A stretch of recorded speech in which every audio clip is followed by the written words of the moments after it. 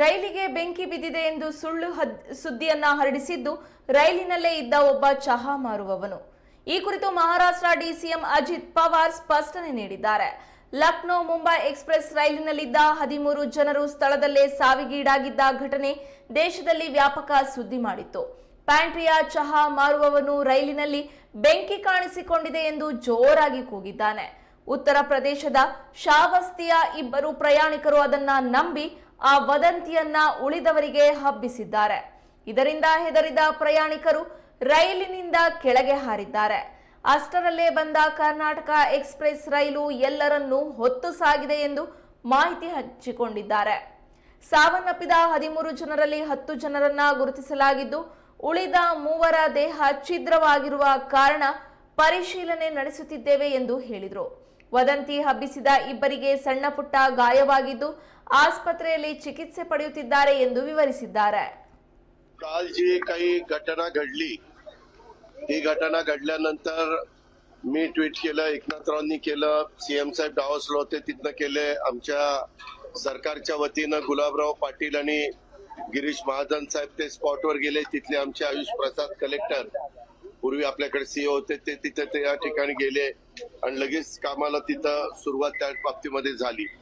आपल्याला माहिती आहे की या घटना अतिशय दुर्दैवी आहेत, परंतु तिथं माहिती घेतल्यानंतर असं लक्षात आलं की उदल कुमार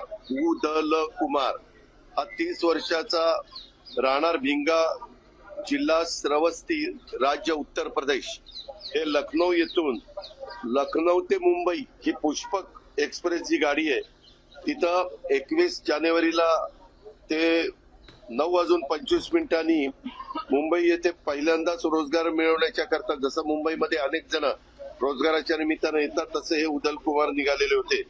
त्यांच्यासोबत त्यांच्या पत्नीचे भाऊ विजय कुमार हा देखील होता.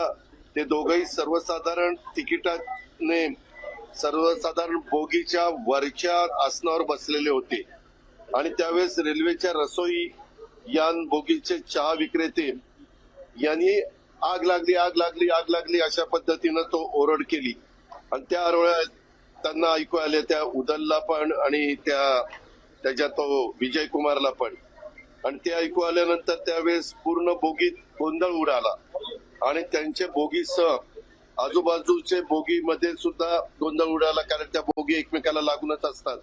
त्यावेळेस काही प्रवाशांनी घाबरून स्वतःचा जीव वाचवण्याच्या करता गाडीतनं दोन्ही बाजूला उड्या मारल्या आणि तो प्रयत्न ते करत होते, परंतु गाडीचा स्पीड होता आणि ट्रेन खूप वेगाने असल्यामुळे इतर प्रवासी गाडीतून खाली उतरू शकत नव्हते. त्यावेळेस कोणीतरी प्रवाशांनी स्वतःच डोकं चालवलं आणि साखळी ओढली.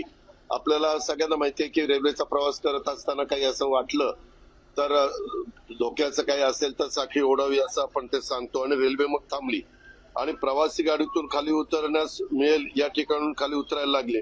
म्हणजे ज्या दरवाजातनं किंवा खिडकीतनं आणि खाली उतरल्यावर इकडे तिकडे जाऊ लागले. तेव्हा लगतच्या रेल्वे रुळावरून जात असताना बेंगलोर न्यू दिल्ली कर्नाटक एक्सप्रेस अतिशय वेगाने आली आणि रेल्वेच्या रुळावरील त्याच प्रमाणे रुळ ओलांडून प्रवाशांना धडका देऊन पुढे काही अंतरावर जाऊन थांबली.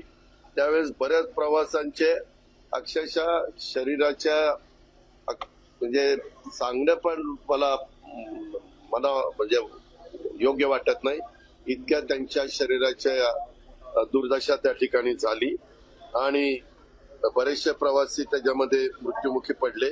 काही प्रवासी जखमी झाले आणि हे झाल्या उदल कुमार आणि तो विजय कुमार हे देखील, त्यांनाही धडक बसली, ते जखमी झालेले आहेत. उदल कुमार आणि विजय कुमार यांचा शोध घेत असताना 6 ते 7 प्रवासी मयत झाल्याने त्यांनी स्वतःच बघितले.